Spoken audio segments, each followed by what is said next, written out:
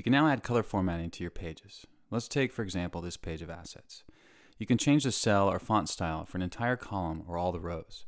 For example, you may want to make the description text bold or italics, or maybe a dark background color with white font color. Or maybe you want to make all the rows blue or white. Pink is also an option, but we don't recommend it. Now that's the easy part, and I'll show you how to do that in a second. But formatting gets more interesting when you use rules or conditions to highlight specific information on a page. Let's look at some examples. For omitted assets, you can make the thumbnail borders red and update the rest of the cells to be gray with a text strike-through. Notice this formatting works in the other page modes too, so when looking at thumbnails, I can quickly see which assets are omitted. And if I click to go to a detail page, I can see the thumbnail here has also been updated. Another use case we've heard a lot about is related to tasks. Here we're looking at a page of tasks. You can set the cell color for start and end dates that are in the current calendar week to yellow, and make the end dates for overdue tasks red. Or make the entire row for tasks that start this week yellow, or overdue to red. Now let's take a look at how this works. To add formatting to a column, right-click on the column header and choose the new Format menu. There are three choices inside: header color to change the column header, cell color to change all the cells in the column, or change cell color with rules for conditional formatting.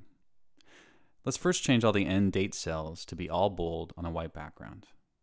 Click the Change Cells option, and up comes a dialog with options to change the font color, font style, and cell color. I'll set the font to bold with a white background. Click Save to see the update. Let's now look at the rule-based formatting on this end date. I'll right-click on the end date and choose Change Cell Color with Rules. Here I can see a list of all the rules on the page. There are two sections for rules. The top section contains rules only for this page, which is handy for custom reports, while the bottom section contains global rules that show up on all task pages. To make a new rule, just click this link. Here you can add a description, create a query, and then set the formatting style for the cells that match the query. As an example, let's look at the ones I already created.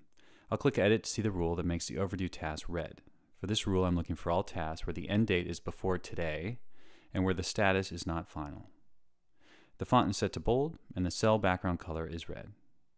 Let's take a look at the second rule. Here I'm just looking for all end dates that are in the current calendar week, and I've set the cell color to yellow. The order of the rules is important because there can be conflicts.